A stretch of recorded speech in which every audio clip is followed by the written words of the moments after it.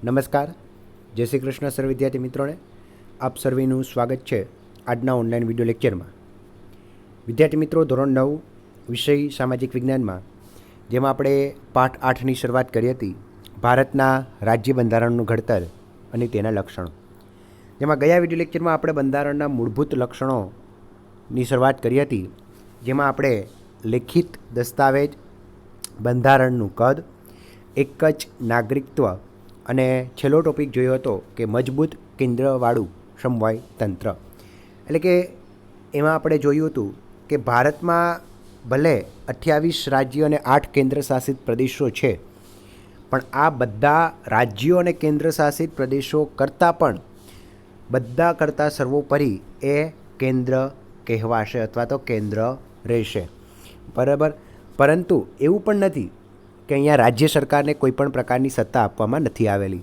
બરાબર. આપણા બંધારણમાં કેન્દ્ર અને રાજ્ય વચ્ચે પણ એક અલગ પ્રકારની સત્તાનું છે એ વહેંચણીકરણ કરવામાં આવેલું છે. તો હવે એ જ ટોપિક આપણે અથવા તો બાકી રાખેલો હતો, એની આજે અહીંયા ચર્ચા કરવાના છીએ કે કઈ રીતે રાજ્ય સરકાર પોતાના રાજ્યમાં કાયદાઓ બનાવે છે અને કયા કયા વિષયો ઉપર એ કાયદા બનાવી શકે છે. વિષય એટલે કે કોઈ પણ પ્રકારની બાબત, બરાબર છે, અથવા તો કોઈ પણ પ્રકારનું વિસ્તાર હોય, કોઈ પણ વિસ્તાર અથવા તો કોઈ એવી સંસ્થા અથવા તો કોઈ એવો વિભાગ હોય કે જેમાં એ સરકાર છે, રાજ્ય સરકાર બનાવી શકતી હોય કાયદા. વિદ્યાર્થી મિત્રો, આ બધું ચર્ચા કરતાં પહેલાં છે તમારે બેઝિક સ્ટ્રક્ચર થોડુંક છે એ ભણી લેવું જોઈએ. હવે એક્ઝામ્પલ સ્વરૂપે કે કેન્દ્ર છે, બરાબર, અને રાજ્ય છે. કેન્દ્રમાં આપણે ભારત સરકાર એટલે કે અત્યારની જે મોદી ગવર્મેન્ટ છે એને રાખીએ, અને રાજ્યમાં આપણું ગુજરાત રાખીએ, બરાબર, ગુજરાત રાજ્ય એટલે કે આપણી રૂપાણી સરકાર. હવે રાજ્યને પણ એટલે કે ગુજરાત રાજ્યને પણ રાજ્ય સરકાર છે, આપણી રૂપાણી સરકાર છે, એ પણ ગમે તેવા નિયમો બનાવી શકે છે કે જે રાજ્યની અંતર્ગત આવતા હોય એવા, બરાબર, કે જે રાજ્યને અસર કરતા હોય અથવા તો રાજ્યને કોઈ પણ પ્રકારની આડકતરી રીતે અસર કરતા હોય એવા કાયદાઓ છે એ રાજ્ય સરકાર બનાવી શકે છે. અને આખા દેશ માટે કાયદો બનાવવો હોય તો એ કોણ બનાવશે? કેન્દ્ર બનાવશે. બરાબર. આખા દેશ માટે કોઈ કાયદો બનાવવો હોય તો કેન્દ્ર બનાવે છે, પણ જો ગુજરાત રાજ્ય માટે જ કાયદો બનાવવો હોય તો એ કોણ બનાવશે? તો કે કેન્દ્ર સરકાર નહીં, પણ રાજ્ય સરકાર બનાવશે. આમ જ બધા રાજ્યોમાં હોય છે. પંજાબમાં પંજાબની સરકાર બનાવે, રાજસ્થાનમાં રાજસ્થાનની સરકાર બનાવે, પણ આખા દેશને લાગુ પડે એવો કોઈ કાયદો બનાવવો હોય તો કેન્દ્ર સરકાર બનાવશે. બરાબર. આ રીતે સત્તાની વહેંચણી કરવામાં આવતી હોય છે. પણ આપણા બંધારણમાં છે એ અમુક સત્તા છે જે કેન્દ્રને આપી દીધી છે અથવા તો રાજ્યને આપી દીધી છે. બરાબર. અમુક વિષય છે એ રાજ્યએ જ કાયદા બનાવવાના અને અમુક વિષય ઉપર કેન્દ્રએ જ કાયદા બનાવવાના. અને અમુક એવા વિષયો પણ છે કે જેમાં કેન્દ્ર અને રાજ્ય બંને ભેગા મળીને પણ કાયદા બનાવવાના. એક્ઝામ્પલ સ્વરૂપે ચાલો હાલની તમને એક બાબત કહું કે ભાઈ એક પ્રકારે શિક્ષણનું હમણાં ન્યૂ એજ્યુકેશન પોલિસી આવી, બરાબર, ન્યૂ એજ્યુકેશન પોલિસી આવી NEP, બરાબર. એમાં વિદ્યાર્થી મિત્રો મોટા પ્રમાણે આખા દેશમાં લાગુ પડતી હોય નેશનલ એજ્યુકેશન પોલિસી એટલા માટે જ કહેવાય. તો એનો કાયદો કોણ બનાવશે? કેન્દ્ર બનાવશે. અને સાથે સાથે એમાં કોઈ પણ પ્રકારનો સુધારો વધારો કરવો હોય તો એ રાજ્ય સરકાર પણ કરી શકે. તો આ કેવો વિષય કહેવાય? બંને બનાવી શકે એવો વિષય કહેવાય. બરાબર. તો એવા અમુક વિષયો છે એ કેન્દ્ર અને રાજ્ય વચ્ચે ફાળવી દેવામાં આવ્યા છે. બરાબર. તો એની યાદી એક આખી બનાવવામાં આવી છે આપણા બંધારણમાં કે કેન્દ્રને કયા કયા વિભાગમાં બનાવવાની અને રાજ્યને કયા કયા વિભાગમાં કાયદા બનાવવાની સત્તા છે. બરાબર. એની એક યાદી બનાવેલી છે. તો એવી આપણે આજે 3 યાદી બનાવવાની અથવા સમજવાની છે. તો એમાં ચર્ચા કરીએ આજની, તો કે ભારતમાં કેન્દ્ર અને રાજ્યો વચ્ચે સત્તાનું સ્પષ્ટ અને વિશદ વિભાજન કરવામાં આવ્યું છે. સ્પષ્ટ એટલે કે ચોખ્ખા શબ્દોમાં કહેલો છે કે ભાઈ આ વિભાગ છે એમાં કેન્દ્ર સરકાર જ કાયદો બનાવશે અને આ XYZ કાયદો છે એમાં રાજ્ય સરકાર જ બનાવશે. આવા સ્પષ્ટ શબ્દોમાં કહી દીધું છે. અને વિશદ વિભાજન છે. વિશદ એટલે કે કોઈ વિભાગ વિશે કોઈ પણ પ્રકારની ગેરમાન્યતા ન રહે એવી રીતે વિસ્તૃતમાં માહિતી છે એ આપેલી છે.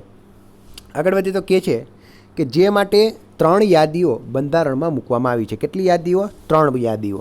એમાં પહેલી યાદી છે કેન્દ્ર યાદી, બીજી યાદી છે રાજ્ય યાદી અને ત્રીજી છે સંયુક્ત યાદી. બરાબર. સૌથી પહેલાં કેન્દ્ર યાદીની વાત કરીએ. કેન્દ્રનું બીજું નામ છે સંઘ. બરાબર. હવે જોઈએ તો કે સંઘ યાદીમાં કુલ 97 જેટલા વિષયોનો સમાવેશ કરવામાં આવ્યો છે. એટલે કે વિદ્યાર્થી મિત્રો, કેન્દ્ર સરકાર છે આ 97 વિષયો ઉપર પોતાના કાયદા બનાવી શકે છે. એમાં રાજ્યએ કોઈ પણ પ્રકારનો હસ્તગત કરવો પડતો નથી, અને કરે તો એ એક પ્રકારે ગેરબંધારણીય કહેવાશે.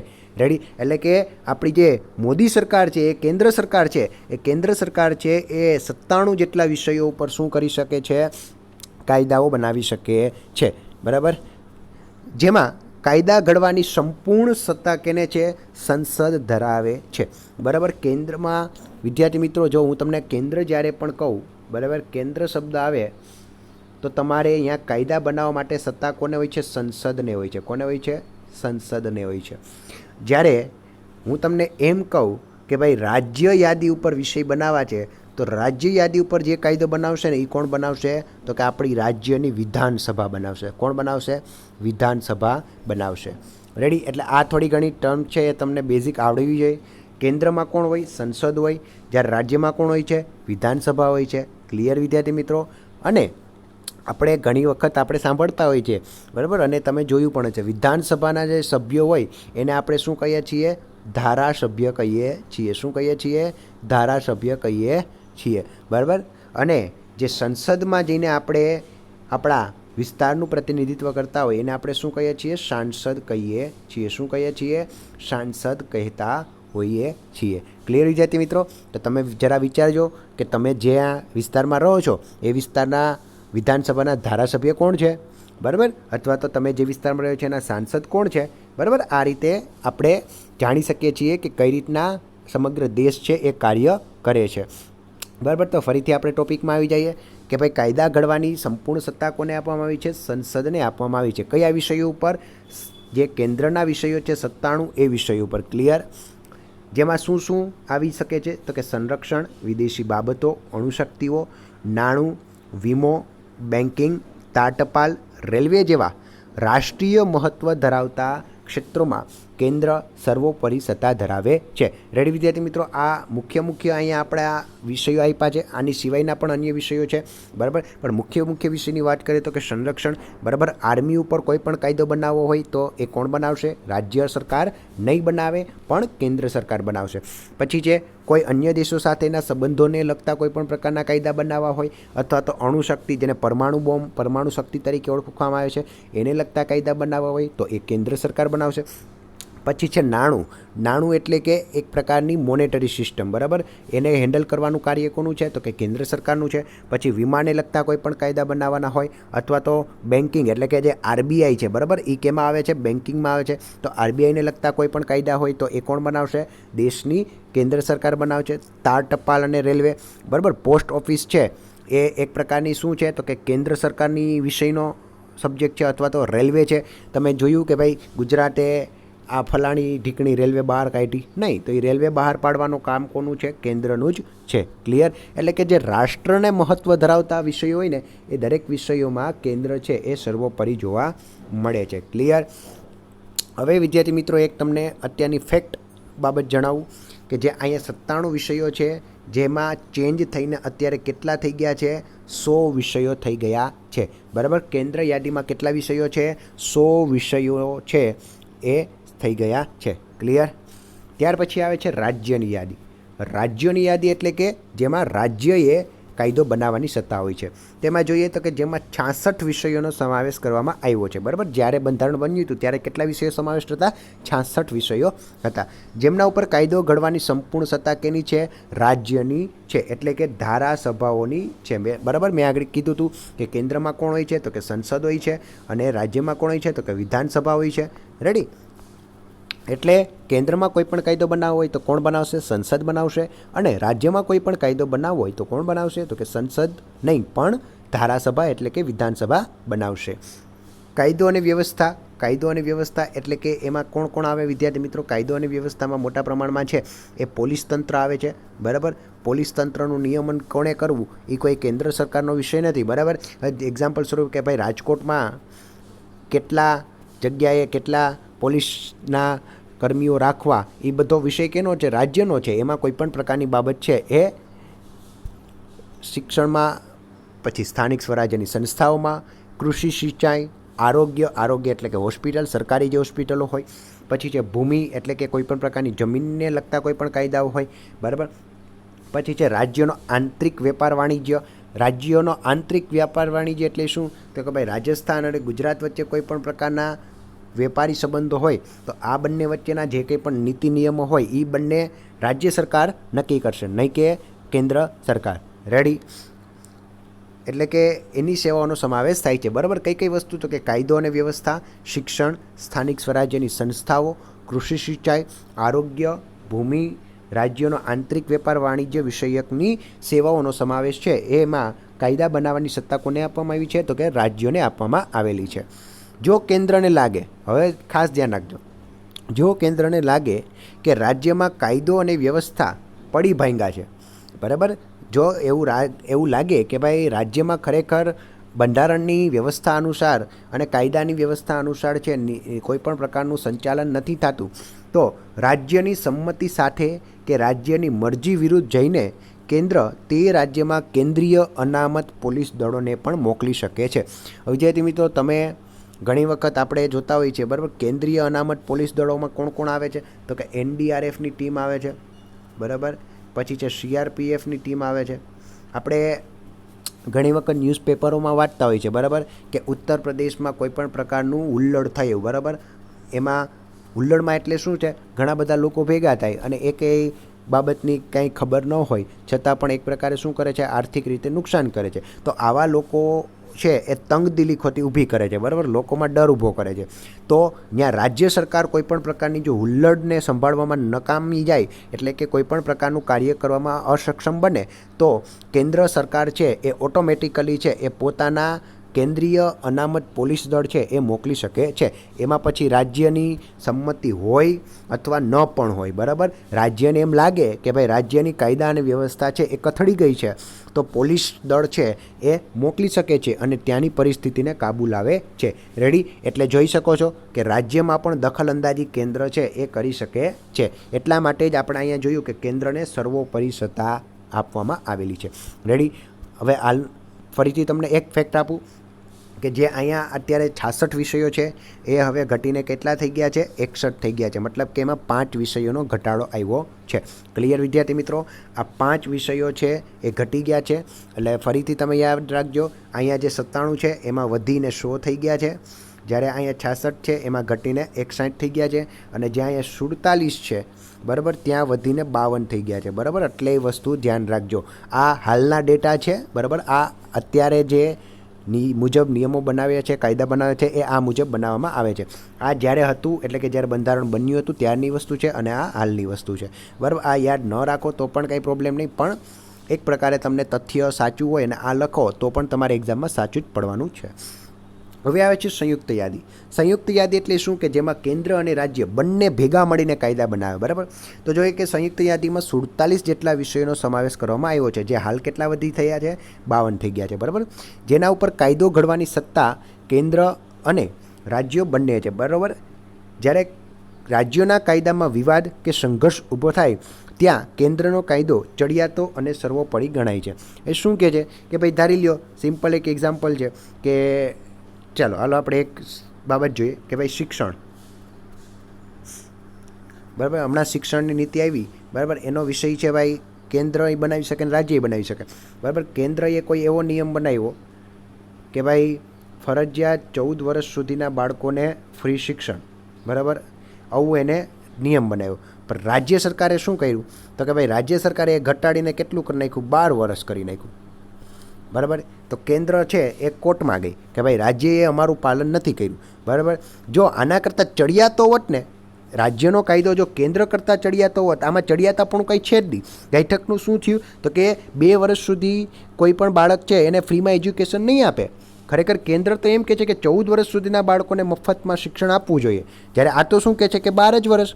હવે જો આ 12ની જગ્યાએ 16 કરી નાખે તો આ કેન્દ્ર સરકાર કોઈ પણ પ્રકારની બાબત છે એ ઉપાડત નહીં, પણ આ 12 વર્ષ કર્યું. તો હવે શું થયું? તો એમાં આનો કાયદો છે એ રદ થશે અને કેનો કાયદો લાગુ પડશે? કેન્દ્રનો લાગુ પડશે, બરાબર. જો એટલે જ કહે છે અહીંયા કે ભાઈ રાજ્યોના કાયદામાં કોઈ વિવાદ ઊભો થાય અથવા તો સંઘર્ષ ઊભો થાય, સંઘર્ષ એટલે કે ટૂંકમાં એક પ્રકારે સુપ્રીમ કોર્ટમાં કોઈ વસ્તુ જાય ત્યારે કેન્દ્રનો કાયદો છે એ ચડિયાતો ગણવામાં આવે છે. આમ સમવાય તંત્રમાં કેન્દ્રને સંયુક્ત યાદીમાં પણ વિશેષ સત્તાઓ આપવામાં આવેલી છે. એટલે કે ટૂંકમાં એમ જ કહી શકો છો, આ સંયુક્ત યાદીમાં પણ રાજ્ય સરકાર કેવી છે? નબળી છે, જ્યારે કેન્દ્ર સરકારને વધારે સર્વોપરી સત્તા આપવામાં આવેલી છે. ક્લિયર? આ યાદીમાં કયા કયા વિષયની બાબત આવે? તો આ યાદીમાં દીવાની અને ફોજદારી બાબતો, લગ્નને લગતી બાબતો, છૂટાછેડા અને ભરણ પોષણને લગતી બાબતો, શિક્ષણ, આર્થિક આયોજન, વ્યાપારી સંઘો વગેરેનો સમાવેશ થાય છે. ક્લિયર વિદ્યાર્થી મિત્રો? તો આ રીતે 3 યાદીઓ છે એ બનાવવામાં આવેલી છે. નેક્સ્ટ આગળ વધીએ તો કે શેષ સત્તાઓ.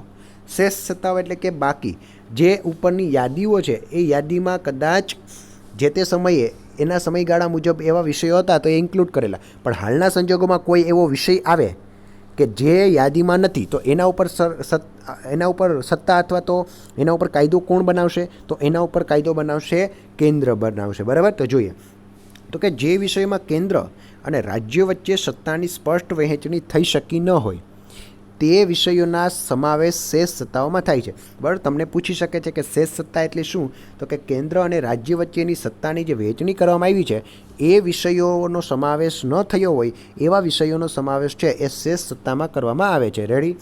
આ વધારાના વિષયો કે શેષ સત્તાઓમાં કાયદો ઘડવાની કે તેમાં ફેરફાર કરવાની સંપૂર્ણ સત્તા કોને છે? કેન્દ્ર સરકારને છે. એટલે જોઈ શકો છો વિદ્યાર્થી મિત્રો કે મોસ્ટ ઓફ પાવરફુલ કોણ છે? તો કે કેન્દ્ર સરકાર છે. બરાબર? કેન્દ્ર સરકાર એટલે કે અત્યારની હાલની મોદી ગવર્મેન્ટ. ભારતમાં કેન્દ્ર અને રાજ્ય વચ્ચે નાણાકીય સાધનોની પણ વહેંચણી કરવામાં આવી છે. બરાબર? નાણાકીય સાધનોની વહેંચણી એટલે કે શું? કે ભાઈ જે ટેક્સ લેવામાં આવે છે એ ટેક્સમાં પણ કેન્દ્ર અને રાજ્યનો શું હોય છે? બંનેનો ભાગ હોય છે. બરાબર? જે અત્યારની સમયમાં તમે એમ કહું કે ભાઈ જીએસટી જે લાગુ પડ્યું છે એ જીએસટીમાં તમે 2 પ્રકાર જોઈ શકો છો. એક છે CGST અને બીજું છે SGST. બરાબર? ઇંગ્લિશમાં S એટલે કે સ્ટેટ એટલે કે રાજ્ય. બરાબર? અને C એટલે કે સેન્ટ્રલ એટલે કે કેન્દ્ર. બરાબર? એક તો કેન્દ્રની જીએસટી છે અને એક રાજ્યની જીએસટી છે. એમાં બંનેના ભાગ પડેલા છે. પછી છે આબકારી જકાત, આયાત નિકાસ જકાત, પછી છે આવકવેરો વગેરે વધુ આવકો આપતા કરવેરા કેન્દ્રને ફાળવામાં આવ્યા છે. એટલે કે આ બધી બાબત છે એ કોને આપી છે? મોટા પ્રમાણના વધારે ને વધારે જે આવક પ્રાપ્ત કરતા કરવેરા છે એ કેને આપવામાં આવ્યા છે? કેન્દ્રને આપવામાં આવ્યા. તો નાના એ કેને આપવામાં આવ્યા? તો કે જ્યારે વેચાણ વેરો, મનોરંજન વેરો, મહેસૂલ, શિક્ષણ વગેરે જેવી ઓછી આવક ધરાવતા સાધનો છે એ રાજ્યોને આપવામાં આવ્યા છે. બરાબર? તેથી રાજ્યોએ કેન્દ્ર પાસેથી ગ્રાન્ટ સ્વરૂપે આર્થિક સહાયનો આધાર રાખવો પડે છે. બરાબર? આપને ખબર જ છે કે ભાઈ વધુ જે કરવેરા આપતો હોય તો એ કોની પાસે છે? તો કે કેન્દ્ર પાસે છે. ઓછા આપતા હોય એ કોની પાસે છે? તો કે રાજ્ય પાસે છે. તો રાજ્યને જ્યારે પણ નાણાંની જરૂર પડશે તો એ ક્યાં જવાની છે? કેન્દ્ર પાસે. અને કેન્દ્ર છે એને શું આપશે? એક પ્રકારે લોન તરીકે એને રૂપિયા આપશે. ક્લિયર વિદ્યાર્થી મિત્રો? એટલે આપણું બંધારણ છે એ ખૂબ જ વિશદ રીતે બધું સમજાવી આપે છે. ક્લિયર? હજી એક ટોપિક ભણી લઈ પછી નેક્સ્ટ વિડીયો લેક્ચરમાં જોઈશું. હવે જોઈએ કટોકટી વેળાએ એકતંત્રી વ્યવસ્થા. હવે કટોકટી એટલે શું વિદ્યાર્થી મિત્રો? ભારતમાં અત્યાર સુધીમાં એક જ કટોકટી જોઈ છે. શ્રીમતી ઇન્દિરા ગાંધી જ્યારે વડાપ્રધાન હતા, બરાબર, 1974 ત્યારે આપણે કટોકટી જોઈ હતી. હવે કટોકટી છે એ વિદ્યાર્થી મિત્રો હાલના સંજોગોમાં તમારે એક પ્રકારે અઘરું પડી જાય. પણ કટોકટી એટલે શું? તો કે એમાં કોઈ પણ પ્રકારના મૂળભૂત હકો છે આપણા એ મળતા નથી.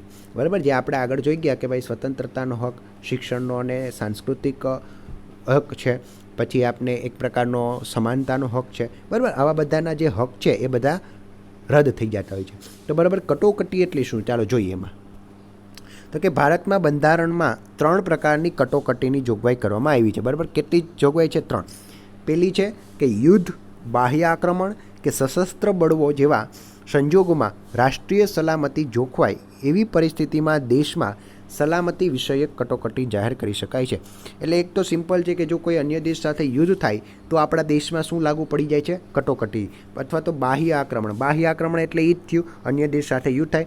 અથવા તો આપણા દેશમાં સશસ્ત્ર બળવો થાય. સશસ્ત્ર બળવો એટલે કે ઘણા બધા લોકો છે એની પાસે હથિયાર આવી જાય અને અંધાધૂન ગમે તેમ સરકારની વિરુદ્ધ બળવો કરે ત્યારે પણ કટોકટી છે એ આપણે લાગુ પાડી શકાય છે.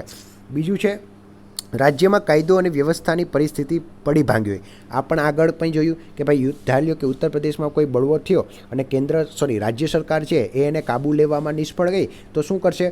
ત્યાં એક પ્રકારની કટોકટી જાહેર કરી દેવામાં આવશે. અથવા તો બંધારણીય જોગવાઈ અનુસાર રાજ્યની સરકાર ચાલી શકે એમ ન હોય ત્યારે પણ કેન્દ્ર સરકાર બંધારણીય કટોકટી જાહેર કરી શકે છે અને રાષ્ટ્રપતિ શાસન રાજ્યમાં લાગુ પડે છે. એટલે વિદ્યાર્થી મિત્રો, તમે આ બાબત સાંભળીએ છે કે જે તે રાજ્યમાં રાષ્ટ્રપતિ શાસન પડ્યું. તો રાષ્ટ્રપતિ શાસન ક્યારે પડે? કે જ્યારે કાયદો અને વ્યવસ્થા છે એ પડી ભાંગી હોય અથવા તો કોઈપણ પ્રકારની બંધારણીય કટોકટી સર્જાઈને ત્યારે રાષ્ટ્રપતિ શાસન છે એ લાગુ પડે છે. અને ત્રીજું છે, સતત ભાવ વધારાને કારણે નાણાંમાં ઝડપી ધોવાણ થતું હોય ત્યારે નાણાકીય કટોકટી જાહેર કરી શકાય છે. એટલે કે વિદ્યાર્થી મિત્રો, અત્યાર સુધી ભારતના ઇતિહાસમાં નાણાકીય કટોકટી જાહેર કરવામાં ક્યારેય પણ આવી નથી. બરાબર. હવે હું તમને આને યાદ રાખવા માટેની એક જરા ટેકનિક કહું છું. ચાલો, પહેલું જી છે, બરાબર છે, એને રાષ્ટ્રીય કટોકટી કહેવામાં આવે છે. પહેલી જી છે એને શું કહેવામાં આવે? રાષ્ટ્રીય કટોકટી. રેડી? એટલે આ યાદ રાખવું. પહેલીને શું કહેવામાં આવે છે? રાષ્ટ્રીય કટોકટી.